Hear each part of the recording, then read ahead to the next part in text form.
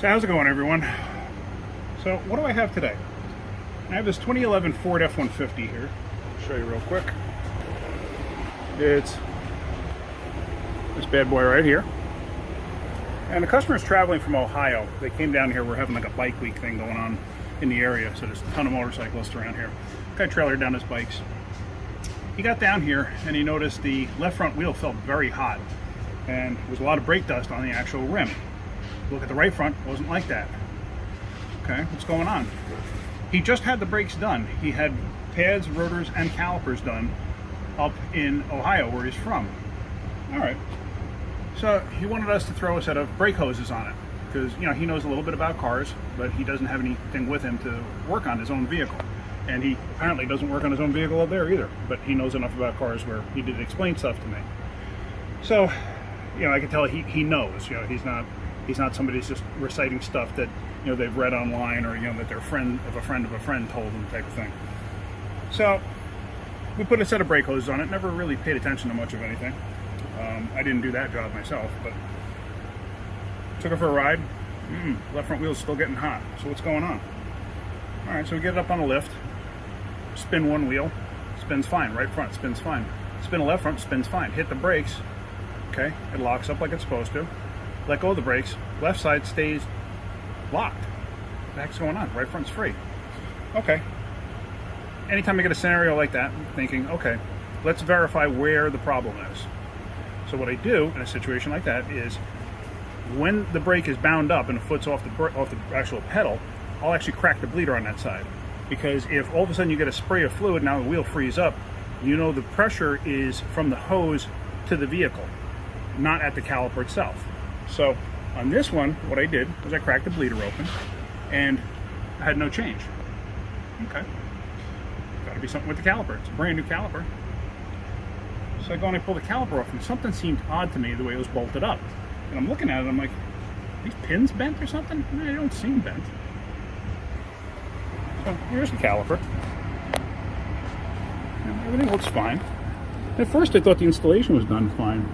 And, you know, I was spinning these pins, and, you know, it didn't seem wonky at all. You know, it seems to spin straight. Same with that one. You know, because I was thinking if it was bent or something, you know, it would wobble in the hole there.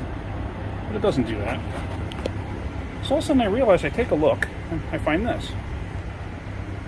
Here's the bottom of the outer pad. Okay. Here's the top of the outer pad.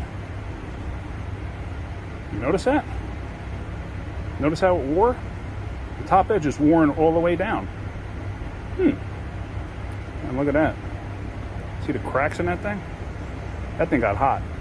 Matter of fact, if you look at the rotor, see how white the outside is? Now, if you come over to the other side and look at that rotor, this rotor's fine. It's a natural color.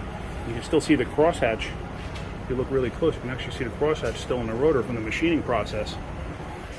Okay, so what's going on here? Well, when you're doing brakes, pay attention to what you're doing. On some vehicles, there's an inside pad and an outside pad. This vehicle has an inside pad and an outside pad. They install two inside pads on one side. You can install two outside pads on one side and have no problem, but you can't install two inside pads on one side and have a problem. Let me show you why. If you look close, see that hump? Here's the other pad. Oh, and if you notice, it only was touching on the inside or the bottom edge of the pad. It was never touching at the top.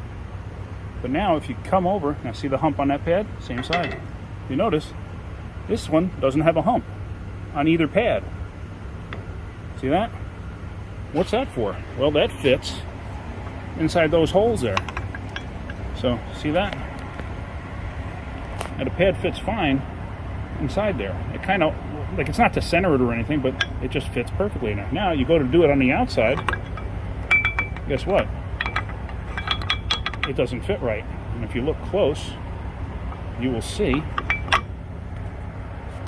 second, you will see right there, dents, right there and there, from hitting the top of the caliper. Right there. See that? Can't see so much on that one, but you can definitely see it on that one from the brake dust. Basically, it's installation error. The person that did the brakes wasn't paying attention. I've done it. I've done it as recently as last year. The problem is when you go to bolt the caliper up, there we go, background noise. When you go to bolt the caliper up, usually the caliper won't sit true as you go to bolt it up. That's why I said I was wondering about these pins. As you go to bolt it up, the caliper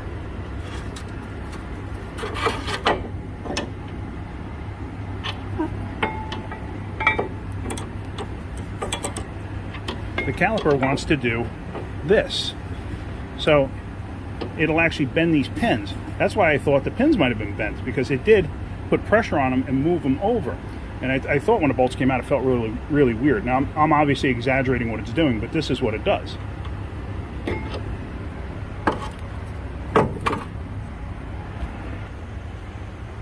My whole point is, don't get cocky and think you know what you're doing every single time.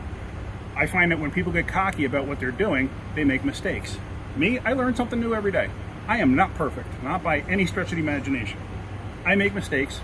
Like I said, I've done this before, as recently as last year.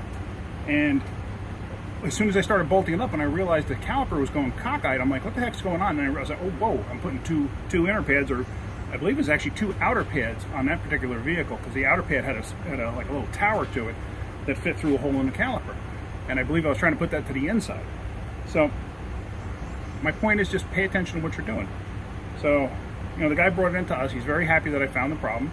And we're putting one new rotor on it, because the other side is fine, and new pads on it. There's nothing wrong with this caliper. You know, I took the thing for a pretty good ride and it actually stopped fine. But this side was getting very hot. You know, over a period of time, that binding up brake pad would actually push in on the caliper enough to allow it to release, and then, you know, release pressure. That's why you didn't really feel it on the road. I didn't feel any pulling.